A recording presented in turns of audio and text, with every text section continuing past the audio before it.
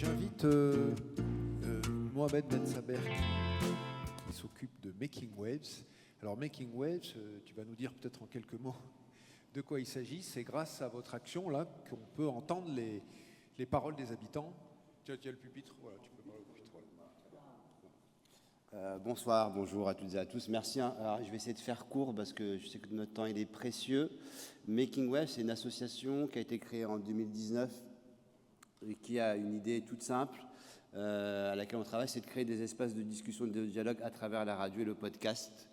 Notre siège social il est en Seine-Saint-Denis et on est à la fois un chantier d'insertion, à la fois une ONG, parce qu'on intervient aussi beaucoup à l'étranger avec la Croix-Rouge internationale principalement, un centre de ressources, parce qu'on intervient au collège et au lycée, et un studio de création. Et sur ce projet, et je remercie beaucoup Sarah et Angélique qui n'est pas là aussi, parce que la construction du projet, c'est une aventure en soi, et ça mériterait même un épisode bonus, c'était de mettre en son un plaidoyer qu'on porte toutes et tous ici, pour reprendre un peu ce que disait Jawed tout à l'heure sur la première table ronde, c'est de repartir une réappropriation des mots, une bataille sémantique, de ne plus parler d'égalité des chances, mais d'égalité des droits, et de bien manger et un accès à une alimentation saine et durable, c'est un droit et c'est pas une chance. Et ça, c'est important de le préciser, et c'est ce qu'on essaie de raconter très modestement au sein de cette série de podcasts en 2 épisodes. Et c'est une aventure aussi, pour reprendre ce que vous disiez tout à l'heure, madame, aussi en termes d'aventure, aussi en termes d'insertion, parce que qui mieux que des salariés en insertion qui sont concernés par ces questions-là, de pouvoir les mettre en son et d'aller rencontrer celles et ceux qui sont concernés par ces questions-là. Et c'est Barbara, que je veux remercier, et Isaac Savel, qui sont salariés du studio d'insertion, qui ont fait et réalisé cet épisode. Je peux vous dire plein de choses encore dessus, mais je vais retourner écouter ce que vous allez dire. Mais si j'ai un conseil à vous demander, et du coup, parce qu'on parle beaucoup d'engagement et de militantisme, et là on compte sur vous aussi,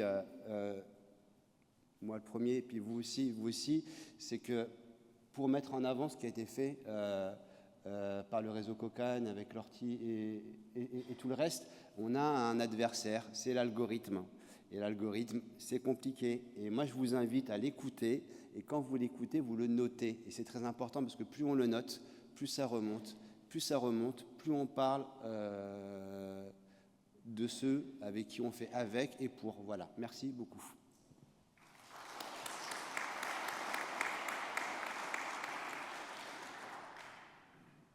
Il n'y a pas de secret, c'est le beurre et l'huile. Je suis Madame Nasser, la maman de 4 enfants. J'ai travaillé à l'Orté, ça fait 2 ans, bientôt 2 ans le mois d'octobre. Ça fait 2 ans. J'ai fait atelier avec les enfants et avec les adultes aussi. Dans mon pays, j'ai déjà travaillé pas mal d'heures avec la cuisine, avec la boulangerie, j'ai déjà vraiment dans mon pays. Mais quand je suis venue en France, je pense que c'est un travail différent. Je pense que je vais faire une formation cuisinière.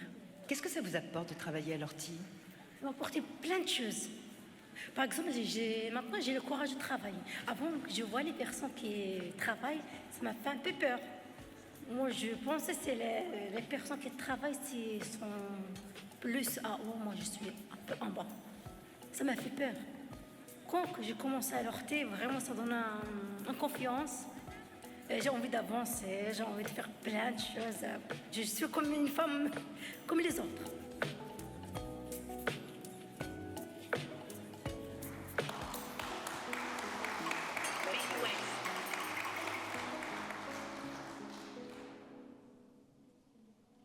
Très bon retour client pour l'ortie.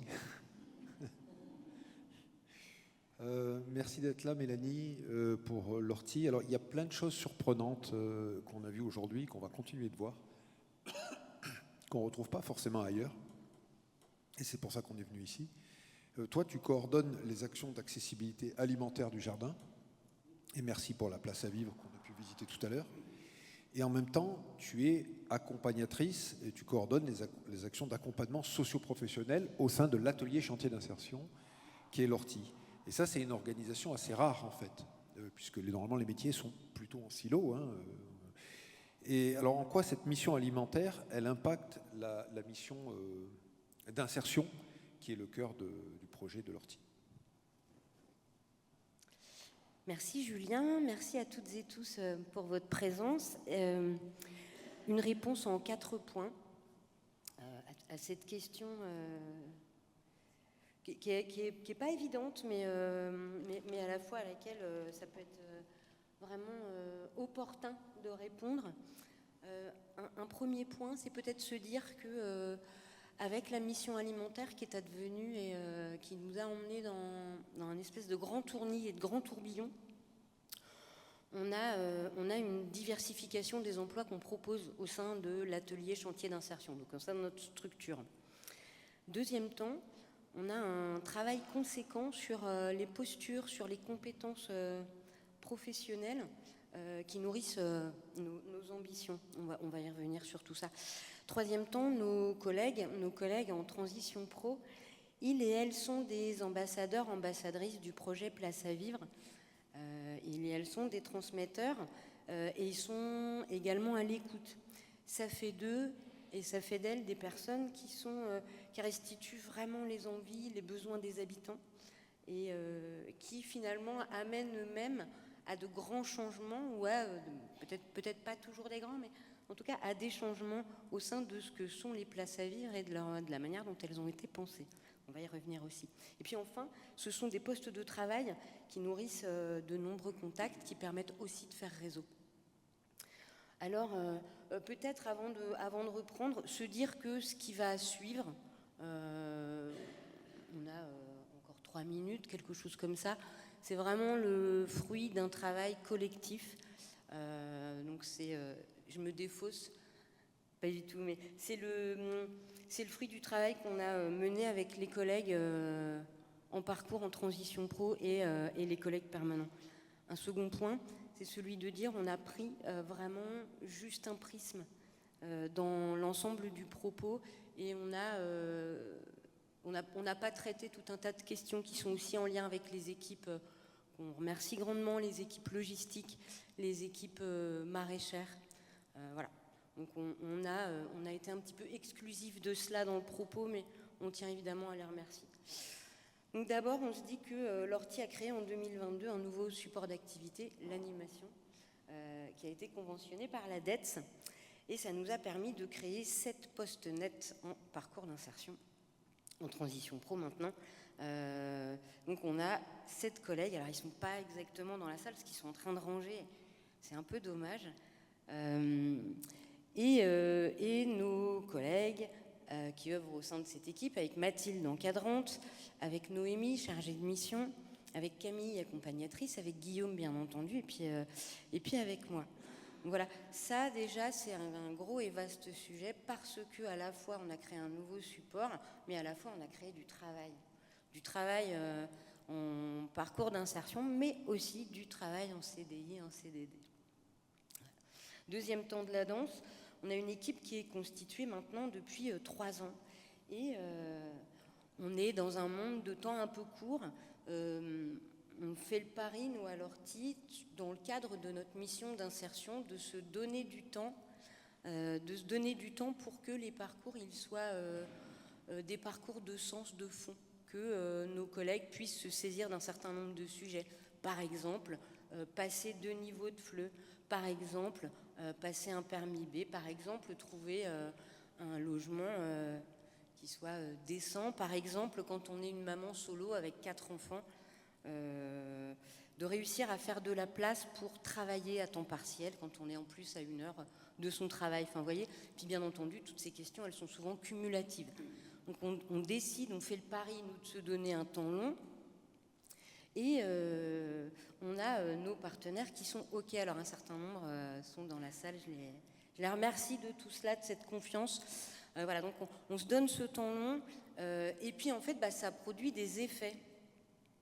Et ces effets, c'est des effets notamment sur des compétences. C'est des effets aussi sur des exigences. Nos collègues qui œuvrent donc sur les places à vivre note quand le travail n'est pas exactement à la hauteur de l'ensemble des ambitions qu'on peut avoir. Et donc, en fait, ils se saisissent de la question du travail et ils nous disent, eh bien là, en fait, on a mieux à faire, on devrait faire mieux et on a besoin d'espace et de temps pour nous aussi participer et faire à notre manière. Bah ouais, bien sûr, on se donne du temps et donc, en fait, on dispose d'une réunion de plusieurs heures chaque début de semaine pour travailler. Alors,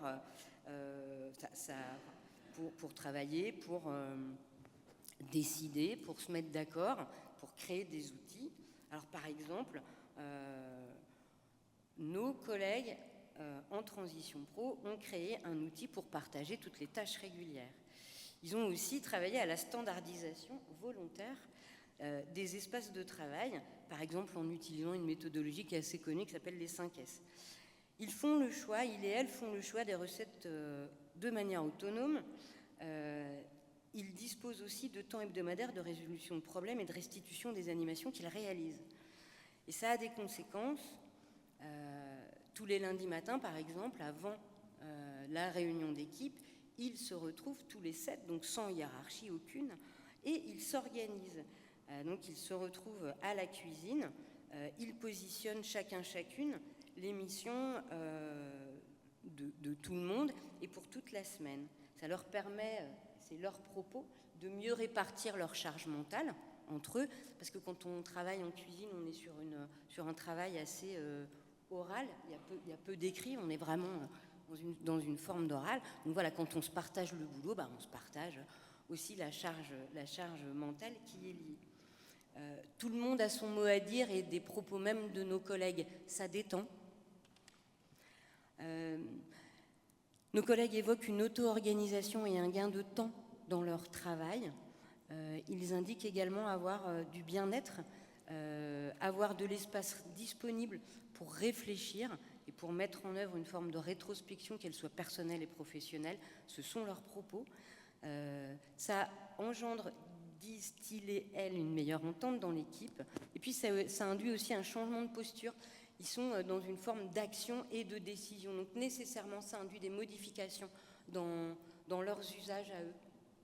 Voilà. Ces changements de posture, donc, avec nos collègues qui deviennent des animateurs d'ateliers, ça leur amène des compétences relationnelles qui sont travaillées chaque jour dans le cadre des animations. Ça dit quoi ? Ça dit qu'ils vont en permanence vers les autres. Et ça dit par exemple qu'une de nos collègues restitue en face de cela que ce fait d'aller vers et d'être en échange permanent avec des tas d'autres personnes la met dans une position qui devient complètement différente vis-à-vis des profs, des instits, des personnels de soins, etc. Enfin bref, des personnes qu'elle rencontre dans sa vie personnelle. Ça lui donne une autre place, dit-elle. Voilà. On a une équipe qui part du principe qu'on cultive l'art de la joie pour et avec tout le monde. Donc en fait, c'est notre mission de fond et on travaille aussi la question de la posture par rapport à cela. Enfin, on travaille beaucoup sur la méthode parce que partir sur une animation et oublier des ingrédients, des trucs, ça le fait pas. C'est vraiment un peu compliqué. Donc en fait, les collègues font très attention à tout ce qu'ils préparent, à tout ce qu'ils font. Ils gagnent en méthode et de leurs propres propos, là encore, voilà, ça les rend plus forts, quoi. Voilà, la dynamique professionnelle qui est engendrée par rapport à tout ce qu'on fait et tout ce qui est mis en place booste aussi la dynamique personnelle. Et une de nos collègues nous dit « Je me sens capable d'atteindre mes objectifs, je me sens plus en sécurité ». Voilà ce que ça produit. J'ai presque fini, peut-être très longue. Sur les places à vivre, on se dit que oui, l'impact va bien au-delà de la mission de valorisation des connaissances de nos collègues au travers des questions culinaires. Les échanges leur permettent de se faire écouteurs et transmetteurs d'un certain nombre de propos et notamment de dire, voilà, nous on a repéré telle ou telle chose sur les places à vivre. On entend que les habitants, les citoyens, les gens qui viennent sur les places à vivre nous disent qu'ils ont besoin de ci, de ça. Et c'est notamment avec la remontée de ces informations que nous allons monter début 2026, des places à vivre spécifiques sur les questions de santé parce qu'elles sont attendues par les habitants. On terminerait maintenant. Merci infiniment, Mélanie. On peut t'applaudir.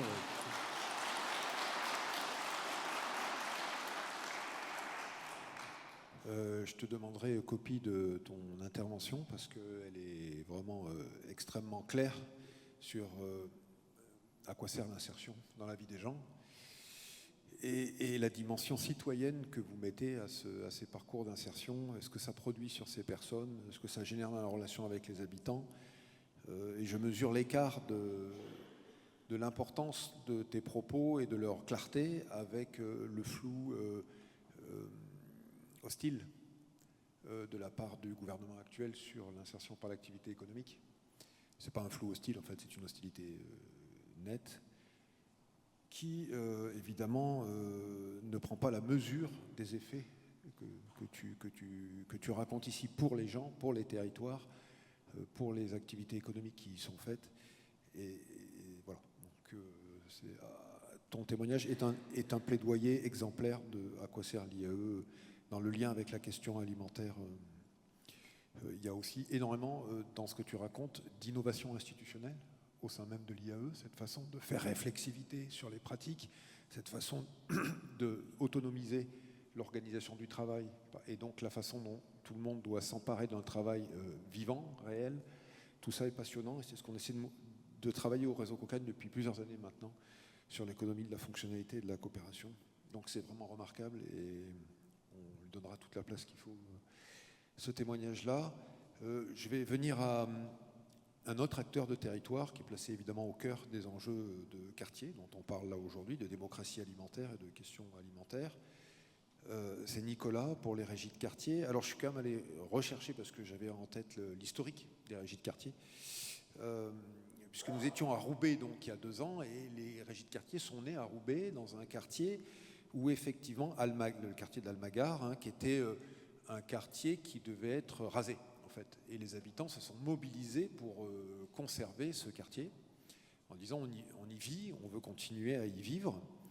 Et alors malheureusement, il n'y a plus de régie de quartier à Roubaix, mais en tout cas, c'est de là que c'est parti. Et là, c'est tout à fait étonnant la façon dont ça s'est construit par les habitants, qui ont monté des ateliers populaires d'urbanisme au milieu des années 70, pour que toutes les questions d'urbanisme du quartier et d'organisation du quartier en général soient discutées par les habitants à travers ces ateliers populaires d'urbanisme. Et je ne savais pas que le mot régie vient de l'analogie au théâtre. C'est-à-dire qu'en fait, les acteurs de la scène qu'ils avaient constituée avec ces ateliers, pour eux, constituaient un théâtre.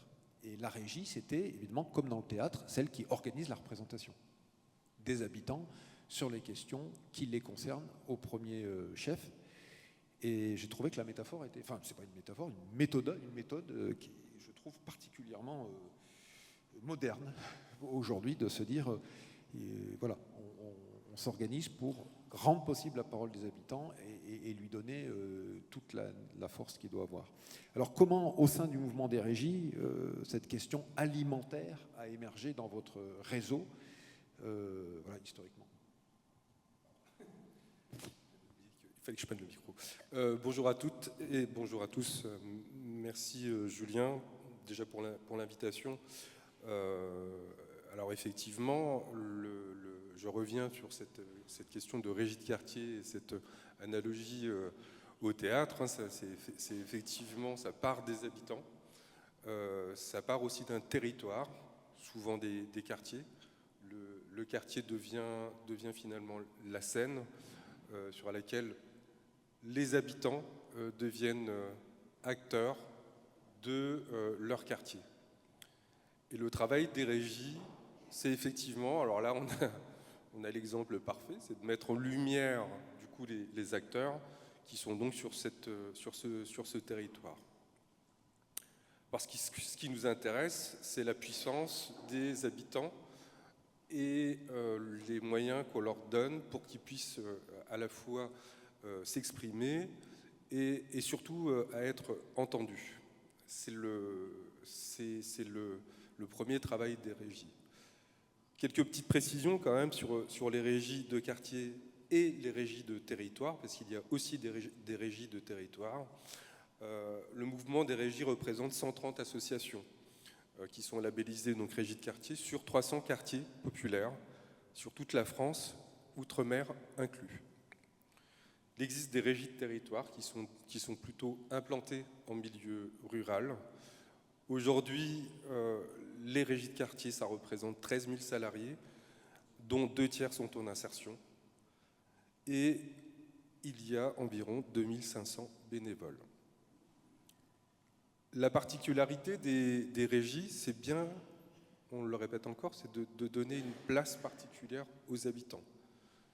Pour preuve, le conseil d'administration est constitué d'un tiers d'habitants, d'un tiers d'acteurs locaux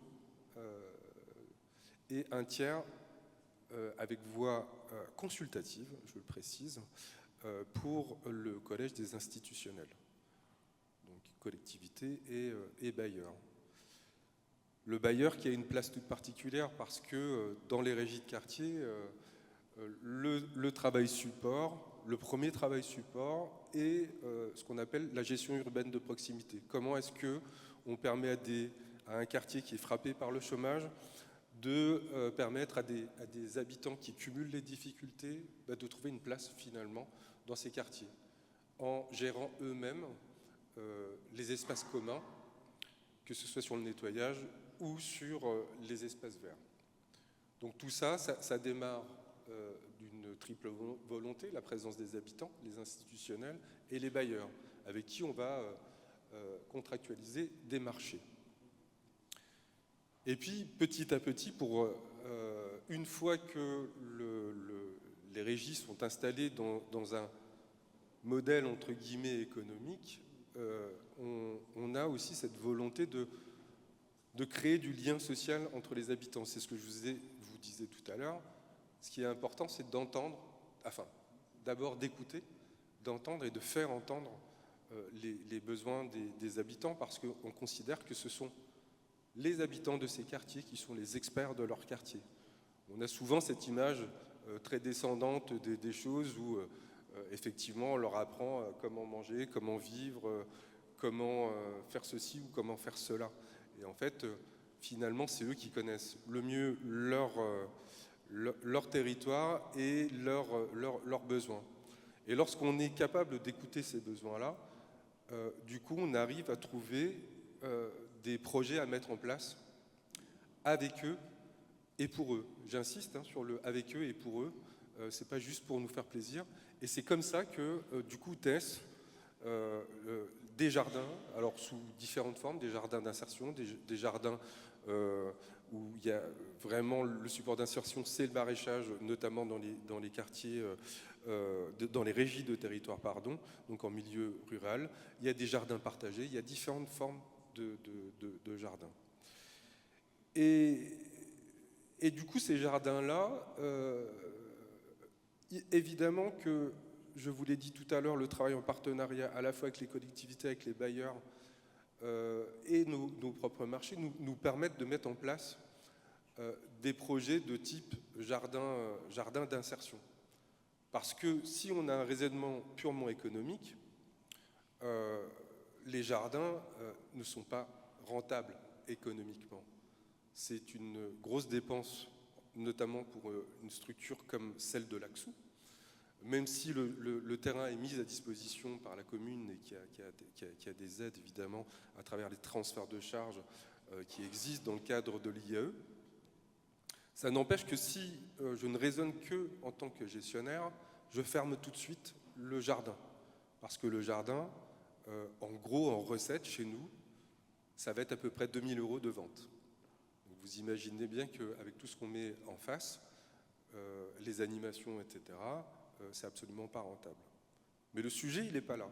Le sujet, il est comment est-ce qu'on crée du lien entre les habitants, comment on crée du lien avec les partenaires, parce qu'il y a aussi beaucoup de partenaires, et heureusement qu'il y a cette force associative qui nous permet du coup de travailler de travailler sur des questions autour de la sensibilisation à l'environnement, sur des projets de construction avec des associations de prévention spécialisées, avec des partenaires des MDS, etc. etc. Et là, ça devient un lieu de vie et un lieu d'échange. Et c'est ça qui nous importe. Donc on pourrait avoir une lecture où on se dit que c'est une dépense. En réalité, c'est un vrai investissement et un réinvestissement dans un lieu où beaucoup de choses sont parties, où il n'y a plus de place pour les échanges. Là, sur le quartier sur lequel je travaille, il n'y a plus de pharmacie, il n'y a plus de boulangerie, il n'y a plus de centre commercial, il n'y a plus de bar, il n'y a plus de lieu où on peut se rencontrer. Alors c'est formidable parce qu'on est dans le cadre d'une rénovation urbaine, mais elle prend beaucoup trop de temps à l'échelle de l'habitant. Il s'en fout de savoir que, ok, le bâti va être refait. Mais lui, ce qui l'intéresse, c'est au quotidien, comment je fais pour aller faire mes courses quand les transports en commun sont dévoyés du quartier, quand il n'y a plus de boulangerie, quand il n'y a plus de centre commercial. Donc les habitants nous racontent des choses. Et notre travail à nous, en lien évidemment avec les partenaires, avec les collectivités, avec les acteurs locaux, c'est d'essayer de répondre tant bien que mal à ces besoins-là. Et donc c'est des lieux où finalement on apprend énormément de choses. Et c'est pour ça que je dis que ce jardin-là, il ne faudra jamais qu'on le lâche parce que c'est un investissement humain, c'est un lieu d'écoute. Ça vient nourrir les besoins, ça vient développer des compétences chez les salariés qui sont chez nous.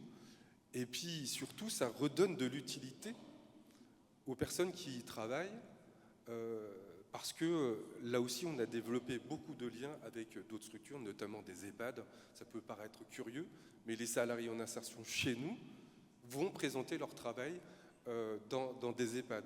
Et quand on va dans les EHPAD, on finit par visiter l'arrière-boutique de l'EHPAD en se disant, vous voyez, vous pourriez avoir un travail là, en cuisine ou en entretien, etc. Et on noue des liens comme ça. Donc, pour nous, le jardin est un lieu de lien avec des acteurs qui pourraient, qui sont plutôt insoupçonnés, et ça nous offre des possibilités. Donc, quand on parle jardin, on parle souvent de mauvaises herbes.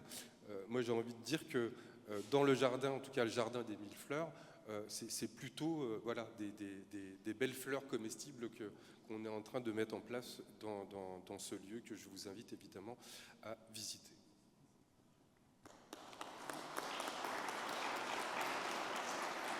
Merci Nicolas.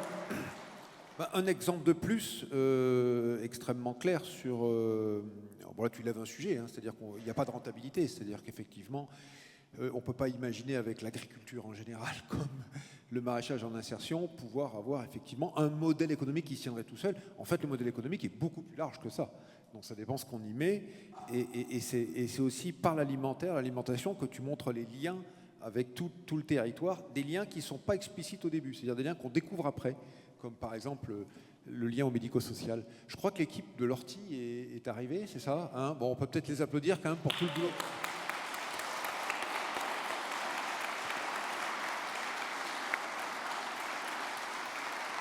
Voilà. Vous étiez tôt ce matin, je crois, hein, sur la place à vivre pour nous accueillir, et vous avez mis la barre très haut parce que effectivement, c'était impressionnant. Alors maintenant, je vais me tourner vers les partenaires, effectivement. Alors, on a entendu la vice-présidente du conseil départemental, on a entendu Mélanie et Nicolas. Donc, Christine Ardizio, vous représentez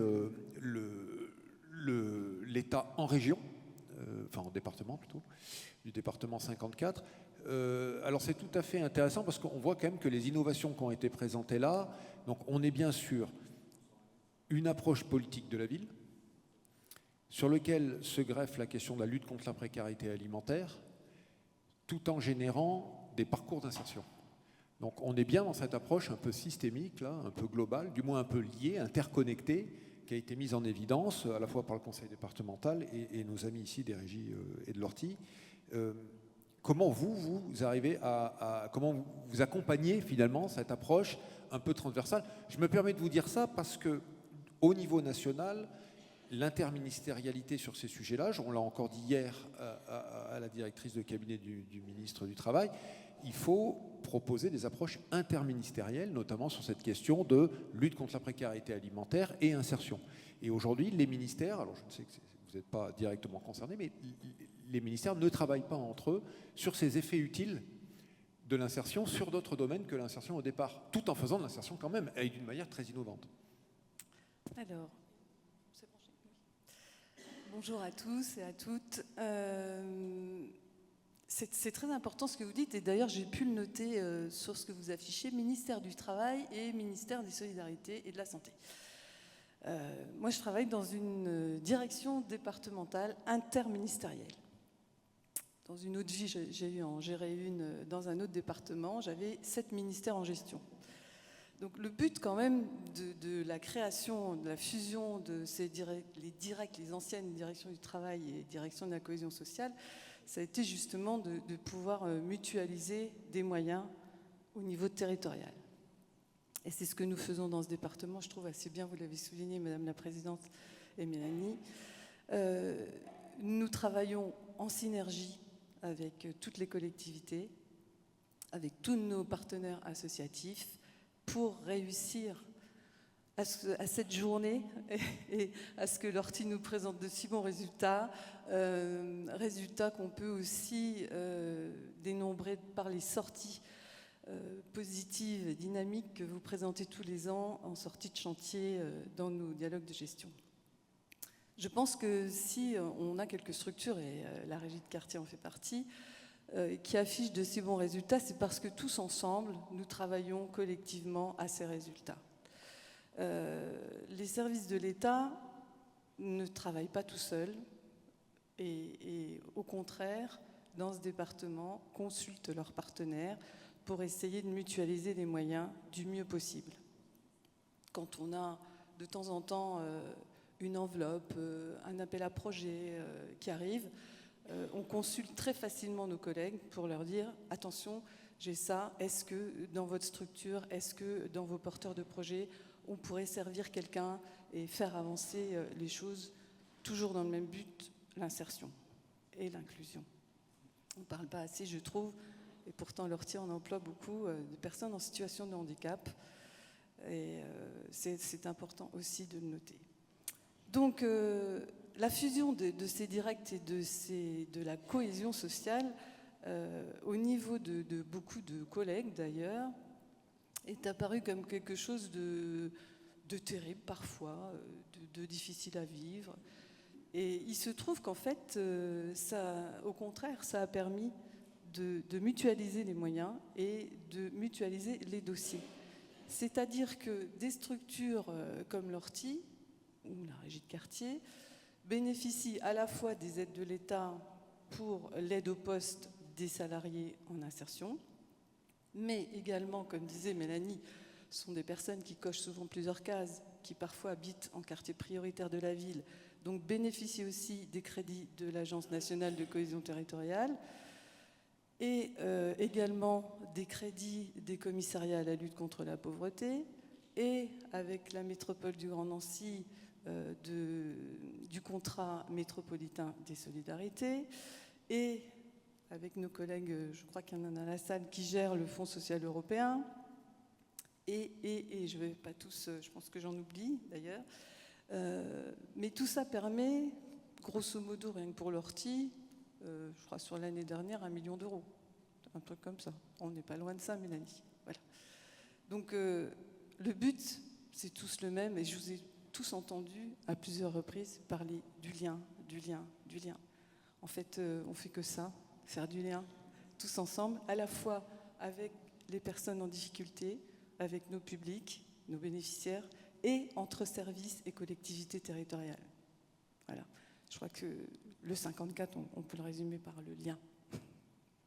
Voilà. Je ne vais pas vous énumérer tous les montants. Non, mais c'est très clair. Que cette synergie est regardée au niveau national. L'Agence nationale de cohésion territoriale est venue plusieurs fois vers nous en disant que voilà, c'était un département effectivement où c'est notable. Les services de l'État travaillent bien avec toutes les collectivités, avec le monde associatif, mais ça n'est pas que descendant. Les associations, et je tiens à noter aussi que l'Ortie et la Régie et bien d'autres qui sont là travaillent ensemble au bénéfice de leurs salariés et pensent, tiens, vous faites ça, ce serait intéressant de faire un lien comme ça, tiens, vous faites ça, nous, on peut vous fournir comme ça. Voilà. Alors, moi, localement, mon métier, c'est ça. Quand j'ai pris mes fonctions, on m'a dit, il faut faire du lien. Voilà. C'est ce que j'essaye de faire.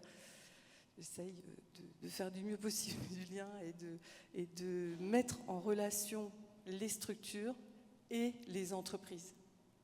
Parce que demain, tous nos salariés qui sortent de ces structures d'insertion par l'activité économique, nous espérons tous qu'ils finiront en entreprise. Et je salue le témoignage du début de la table ronde de cette personne qui a parlé du travail comme du Graal. Elle est là.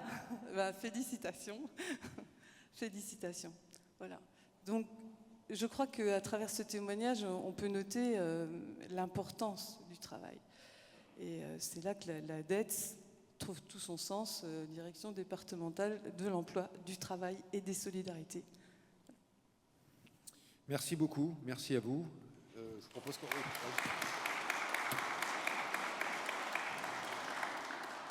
Là aussi, il faudra valoriser, on va le faire, cet exemple de Meurthe-et-Moselle et la façon dont vous travaillez, vous mettez en synergie les résultats que ça produit en termes de montée en compétences, de prendre confiance, de se sentir légitime sur le travail, sur la relation avec les autres, etc.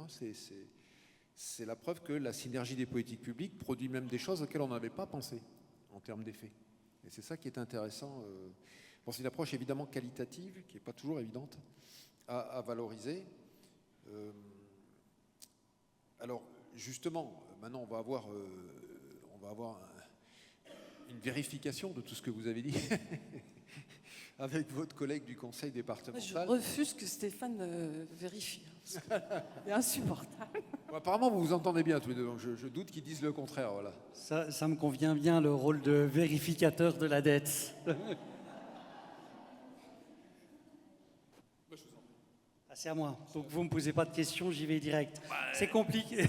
Est-ce que vous nous confirmez qu'il y a quelque chose d'assez remarquable et surtout comment ça tient en fait? C'est-à-dire quels sont les dispositifs qui fait, parce que c'est pas parce qu'on se connaît ou qu'on travaille bien ensemble, etc. C'est quels sont les dispositifs concrets qui font qu'on arrive à créer cet effet de partenariat et de synergie. Non, je ne vais pas aborder la loi sur le plein emploi, je ne vais pas vous embêter avec ça. Moi, je suis un technicien. Donc, sur ma politique publique, je suis là pour appliquer les orientations que m'ont fixées les élus, notre assemblée départementale. Ces orientations-là, elles sont... Je vous donne un peu le contexte, parce que c'est un peu l'arrière-boutique, mais c'est important pour expliquer comment fonctionne notre territoire, comment fonctionne cette politique insertion et quel lien on fait du coup avec l'alimentaire. Nos orientations politiques, elles sont inscrites noir sur blanc dans le cadre du plan départemental et du programme départemental d'insertion. Rien que ces deux noms barbares ont impliqué de nombreux acteurs du territoire, associatifs, institutionnels, pour fabriquer ce plan. Donc ce plan, vous le connaissez, vous y avez participé. Et ce plan nous permet de faire un certain nombre de choses sur le terrain. Par exemple, ce plan nous permet effectivement de prendre en compte les questions alimentaires dans le cadre de l'insertion. Dans un premier temps, moi je suis politique insertion, donc la politique insertion peut paraître éloignée des questions alimentaires. La politique insertion peut paraître éloigné des problèmes de garde, des problèmes de transport, des problèmes de santé mentale. Mais en réalité, toutes ces problématiques-là sont transversales et consubstantielles, si je puis dire, au parcours d'insertion, parce qu'elles interviennent à un moment donné dans le cadre du parcours d'insertion. Alors, ce plan départemental et ce programme départemental d'insertion nous amène à avoir des exigences, et parfois, excusez-moi le terme, mais on est un peu chiant avec les structures d'insertion par l'activité économique, parce qu'on leur demande plein de choses. On leur demande de nous faire des bilans, les fameux BQQF, bilan quantitatif, qualitatif et financier. Mais ces bilans-là nous permettent aussi d'évoluer dans nos prises de position techniques, et puis ensuite, via les élus, par rapport à l'évolution de nos politiques publiques. Par rapport à l'évolution de nos politiques publiques et par rapport à la transversalité des politiques publiques. Ça, c'est quelque chose qui est pas si simple que ça à mettre en place, parce qu'on a tendance à fonctionner en silo. Là, par exemple, sur la question de l'alimentation, ma collègue qui est ici présente et qui s'occupait du plan de pauvreté, du plan de prévention et de lutte contre la pauvreté, c'est bien ça, sur la partie notamment alimentaire, a fait tout de suite le lien avec l'insertion, puisque c'était sur certaines actions des structures d'insertion par l'activité économique qui portaient.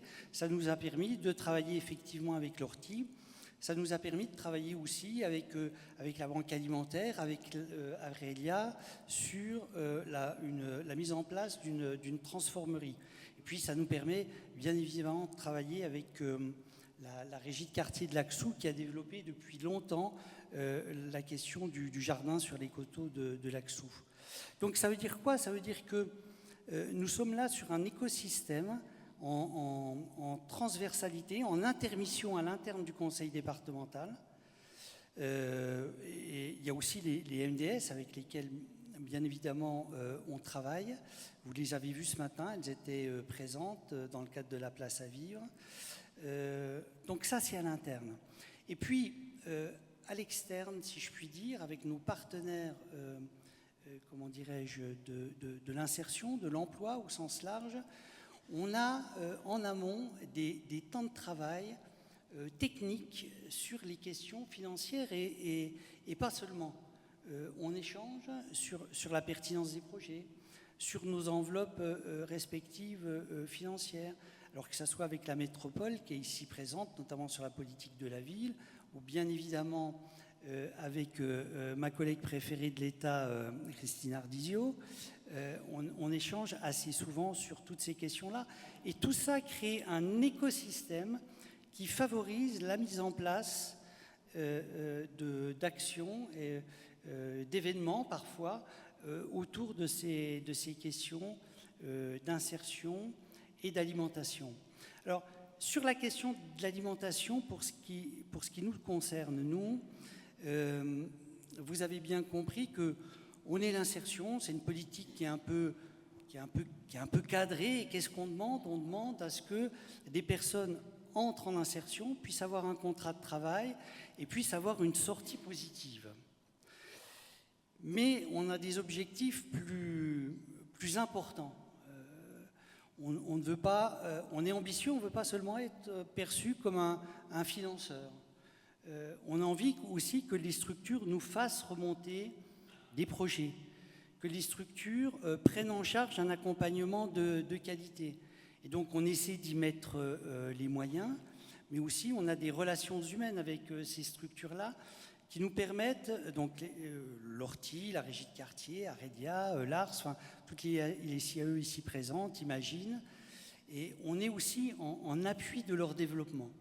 On a mis par exemple en place une avance remboursable à taux zéro pour intervenir sur le haut de bilan, pour intervenir sur du développement d'activités. On intervient aussi directement là auprès des personnes qui sont accompagnées dans le cadre de ce qu'on appelle l'AIRA, aide individuelle à la reprise d'activité.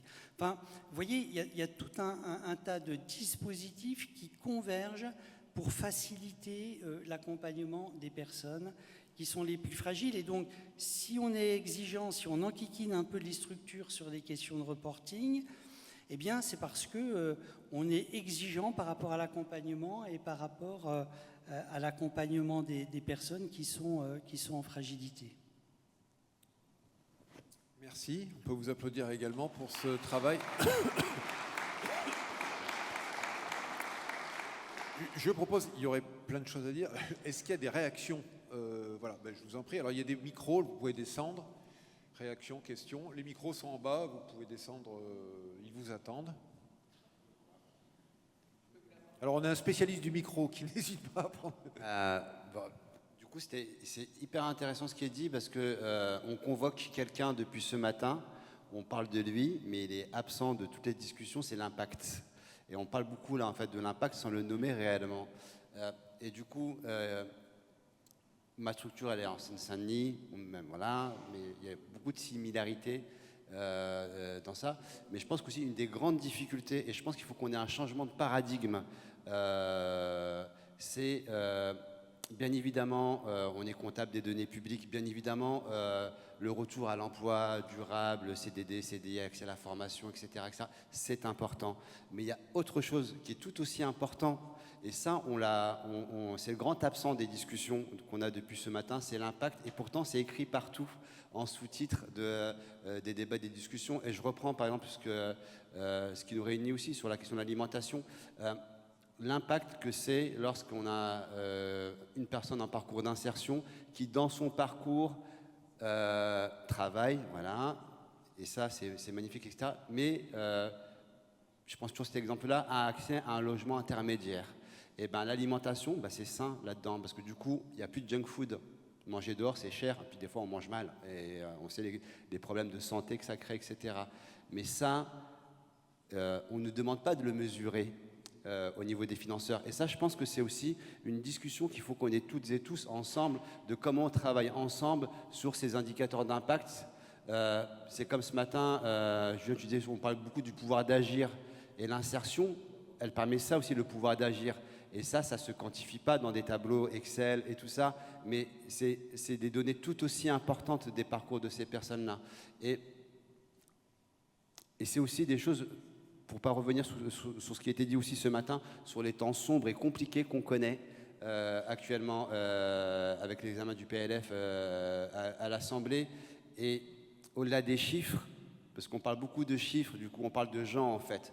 Et c'est aussi l'autre questionnement que j'ai, on parle beaucoup de gens qui ne sont pas forcément tous là, et je suis trop content. Puis il y a les salariés de l'Orti qui sont venus, mais il faut qu'on s'interroge aussi après collectivement, pourquoi celles et ceux dont qui on parle de faire avec, etc., elles ne sont pas forcément là aussi.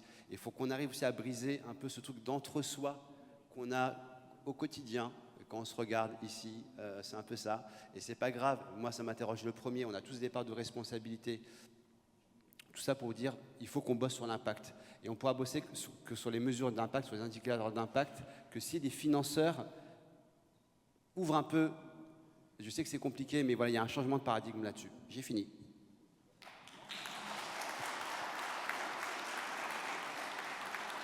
Non. Alors Jean-Marie doit prendre le micro. Voilà. Oui, je voulais prendre la parole rapidement ou pas, j'en sais rien, pour à la fois confirmer ce qui vient d'être dit par l'État et le Conseil départemental, confirmer que effectivement,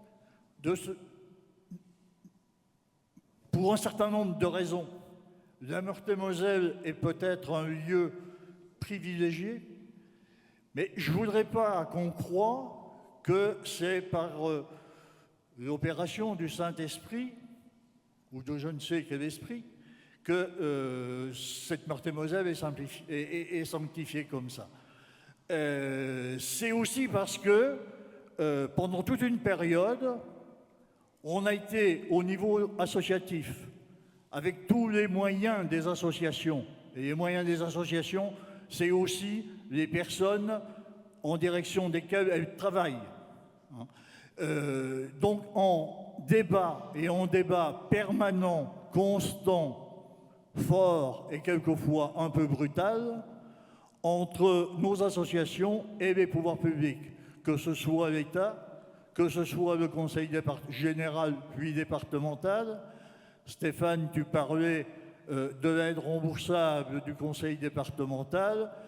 Je ne rappellerai pas tous les détails de la mise en œuvre de cette aide départementale, qui a été d'ailleurs à l'origine une grosse colère de Michel Dinet, hein, à qui ensuite on a réclamé la mise en place et la mise sur la table d'1 million d'avances remboursables, et qu'on a obtenu à ce moment-là. Mais on était déjà descendu dans la rue avec un petit peu notre matériel, avec les personnes, l'ensemble de nos moyens, l'ensemble de nos salariés, et on l'a fait régulièrement et longtemps.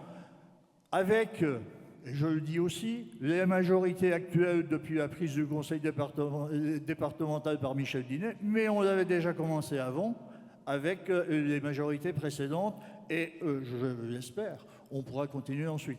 Mais il me semble, et c'est pour ça que j'interviens en tant que vieux machin de l'insertion par l'économique et du social, c'est parce qu'il me semble quelquefois, mais c'est sûrement mon côté vieux schnock, que ce dynamisme collectif est un peu poussif en ce moment. Donc moi aussi je suis poussif, hein, mais vous les jeunes peut-être pas. Et vu le contexte global, voilà, je me suis permis de rappeler ça. Merci.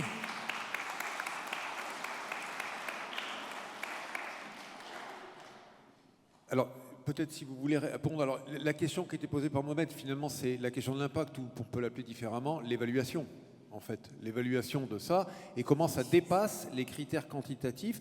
Moi, j'ai envie d'en rajouter une qui correspond aussi à la question posée par Jean-Marie Morel, enfin, l'intervention de Jean-Marie Morel, si je ne me trompe pas de nom.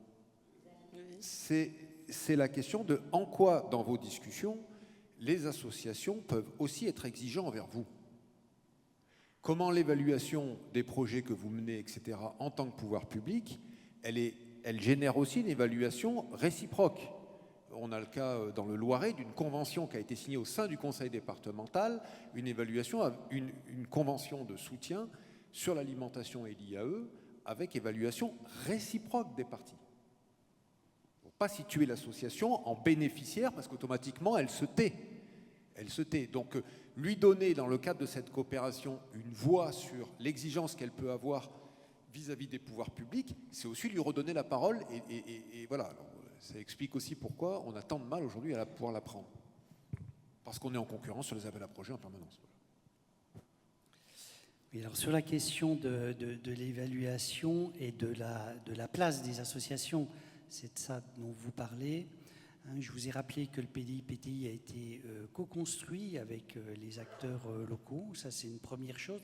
C'est quand même une première réponse. C'est un acte fort. C'est une méthodologie forte d'impliquer les acteurs, là en l'occurrence les acteurs de l'insertion, à une politique publique.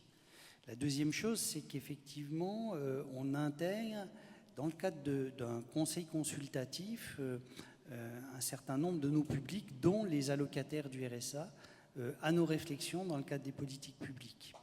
Et puis la troisième chose, c'est avec le fameux BQQF dont je vous ai parlé tout à l'heure, on mesure l'impact au niveau, bien évidemment, quantitatif qu'on fait avec l'État, puisqu'on ne s'est pas cassé la tête, on prend les mêmes chiffres que l'État, pour être notamment en cohérence, mais on mesure aussi l'aspect qualitatif. Et c'est en ça que je disais que c'est peut-être quelque chose de... un surcoût, un surpoids administratif, mais ça nous permet aussi d'évaluer ce que vous faites en matière qualitative.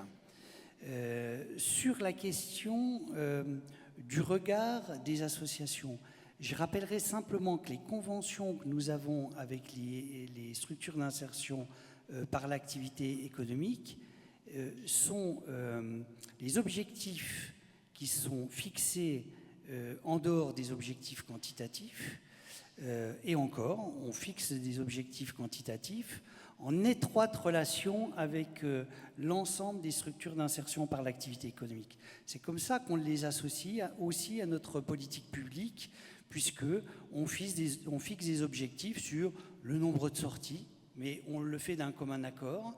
En général, les structures elles-mêmes reprennent les objectifs de l'État, mais si ça devait en être autrement, eh bien nous, pour les allocataires du RSA, on ferait différemment.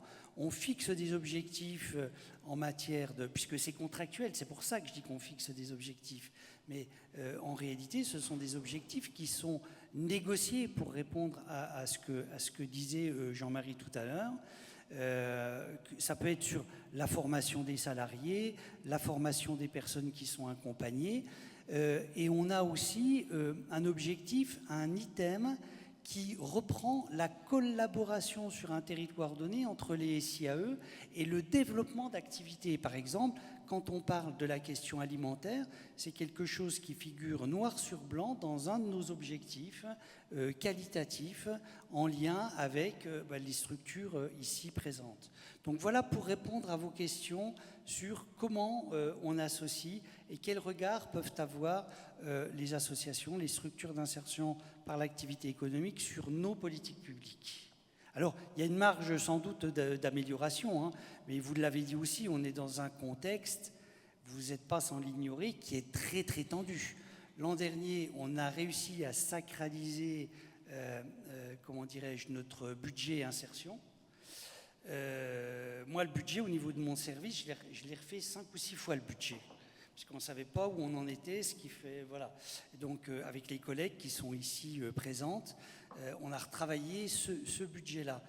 2026, point d'interrogation. Et personne ici dans la salle ne sait exactement ce qui va se passer en 2026. Et effectivement, c'est un facteur d'instabilité, mais ce n'est pas pour ça qu'il ne faut pas continuer à travailler main dans la main avec les associations et les structures d'insertion par l'activité économique. Concernant les impacts qualitatifs et les structures qui sont là, que je vois tous les ans en dialogue de gestion pourront le dire, j'insiste toujours sur l'aspect qualitatif. Pourquoi ? Parce que quand on nous affiche tant de sorties, l'État dit voilà, il faudrait que vous fassiez tant de sorties positives, machin, voilà. C'est bien, mais quid du contrôle, parce que c'est un peu comme ça qu'il faut l'appeler, à M+1, M+3, M+6, quelqu'un qui sort effectivement sur un emploi en CDI, est-ce qu'il va le garder, est-ce qu'il va rester là? On ne sait pas. On a exactement le même problème avec les forums pour l'emploi. Il y a 2 ans, j'en ai fait quand même 65. À chaque fois, je dis, et alors, est-ce que vous avez recruté? Est-ce que les entreprises qui sont là ont pu recueillir des CV intéressants? Je n'ai jamais ces chiffres-là, parce qu'on sait combien de personnes sont venues au forum. Très souvent aussi, les structures envoient des personnes de l'insertion. On sait quelle est la fréquentation, on sait quelles sont les entreprises qui ont recueilli des CV intéressants, mais on ne connaît pas le nombre. Et de toute façon, ça ne peut pas être pérenne.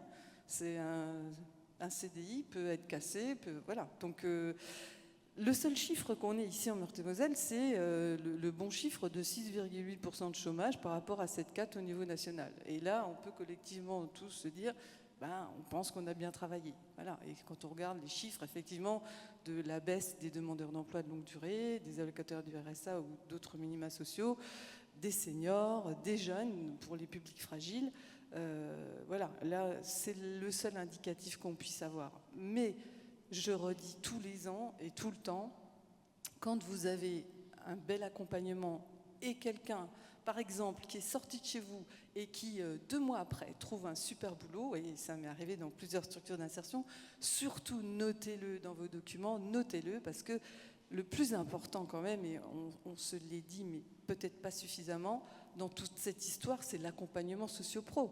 C'est lever tous les freins à l'emploi, ok, mais pour lever ces freins à l'emploi, il faut trouver des modes de garde, et on en a mis en place éphémères avec les places à VIP pour des mamans solo qui retrouvent d'un seul coup un emploi. Je dis des mamans parce que c'est quand même 98% de femmes.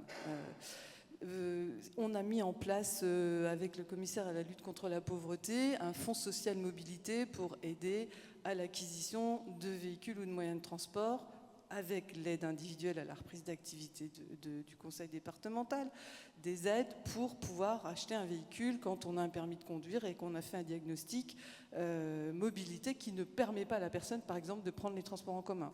On met en place des tas de choses tous ensemble pour lever ces freins-là, mais je crois que dans nos structures d'insertion par l'activité économique, le plus important, c'est l'accompagnement socio-pro. Bien sûr que les chiffres, après, c'est important, parce que on a réussi, voilà, on en a tant qui sont sortis, tant qui ont un boulot, et on entend encore le témoignage de tout à l'heure, voilà, avoir un travail, et c'était le Graal, mais pas seulement. Merci à vous.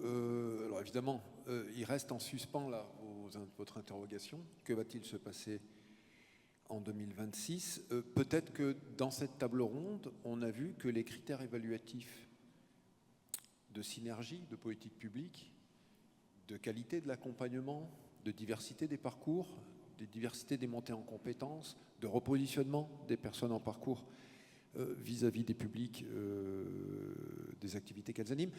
Est-ce que tout ça peut aussi être des critères qui pourraient permettre de prioriser ? S'il va falloir prioriser, voilà, parce que l'impact la budgétaire va être terrible pour le secteur. On a bien dit à l'État, c'est-à-dire le gouvernement, qu'il y a eu des investissements pendant 40 ans. C'est né de la désindustrialisation des vallées de Lorraine, l'insertion par l'activité économique, entre autres, du nord de la France également, c'est né de la désindustrialisation, etc.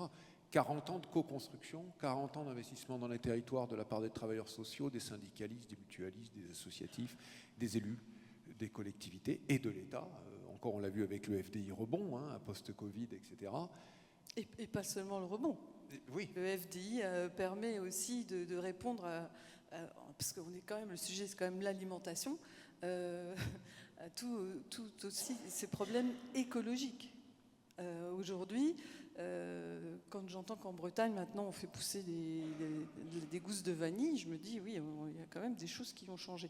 Et surtout, il faut, et dans les jardins aussi, pour faire attention à tous ces frais qui génèrent, par exemple, financer le goutte à goutte au pied des plantes pour éviter l'évaporation quand on arrose, par exemple. Ça sont aussi des choses...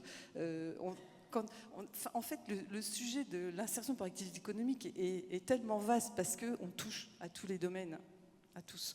Là, tout à l'heure, Mélanie évoquait aussi la santé, bien sûr. Il lutte contre la malbouffe, et la malbouffe qui coûte cher en plus. Mais là, il n'y a que des convaincus. Le BASIC, qui a fait l'étude avec le Secours catholique sur les flux financiers cachés, et les coûts, les externalités négatives, c'est 600 millions d'euros liés à la malbouffe par an payés par la collectivité. Je vais vous donner une indication pour trouver de l'argent. Ah, c'est vous le casse du Louvre ou Non, mais écoutez, je vais vous faire une proposition concrète, mais parce que sur la question alimentation, insertion, territoire prioritaire. L'État a mis en place une taxe sur les boissons sucrées, appelée taxe soda. La taxe soda est une taxe dite comportementale, c'est-à-dire on augmente le prix de 20 centimes de la bouteille de coca et ça devrait être rédhibitoire, un peu comme pour les paquets de cigarettes, quoique là il y a 80% de taxes. Moi personnellement je paye énormément d'impôts, donc du coup, par mon tabagisme. Et cette taxe soda a été rehaussée dans le projet de loi de finances, la loi de finances 2025. Elle est estimée en collecte à 800 millions d'euros. Donc l'État collecte par les consommateurs. C'est une taxe parafiscale, c'est-à-dire c'est le consommateur qui la paye, c'est l'État qui la récupère. 800 millions d'euros. Théoriquement, c'est contre la malbouffe, contre le diabète, de type 2, etc. Où sont ces 800 millions d'euros? Où sont-ils? Moi, je sais où ils sont. Où sont ces 800 millions d'euros? Alors, vous allez me dire, normalement, c'est 800 millions d'euros pour la prévention contre l'abus du sucre, par exemple. Prévention par le sport, prévention par une meilleure alimentation de qualité, par des places à vivre partout, par des jardins partagés, etc., par l'éducation à la santé alimentaire au sein des écoles. Non, non, rien de tout ça.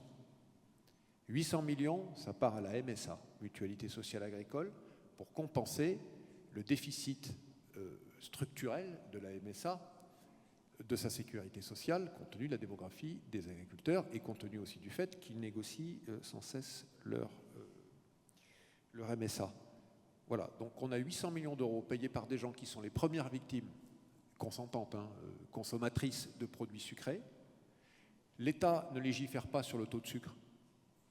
Donc la taxe permet de se dédouaner vis-à-vis des industriels qui refusent systématiquement qu'il y ait des réglementations sur le sel et le sucre. Et cette taxe de 800 millions d'euros permettrait de financer des territoires nourriciers d'insertion partout en France, dans tous les quartiers. Et en particulier, qui permettrait de financer l'action des habitants eux-mêmes. Voilà, donc nous avons trouvé 800 millions d'euros. Donc, non, mais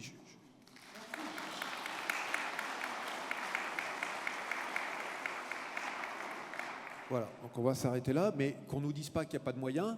Les moyens, ils sont payés par les consommateurs et rien ne change. Donc j'espère qu'une journée comme celle-là permettra de dire que des solutions existent. C'en est une, on en a 10-15 derrière, s'il faut. Et elles sont toutes fondées. On va passer à la dernière table ronde en vous remerciant vraiment de votre participation et de l'exemple que vous donnez du travail entre l'État et le département et les associations. Alors cette dernière table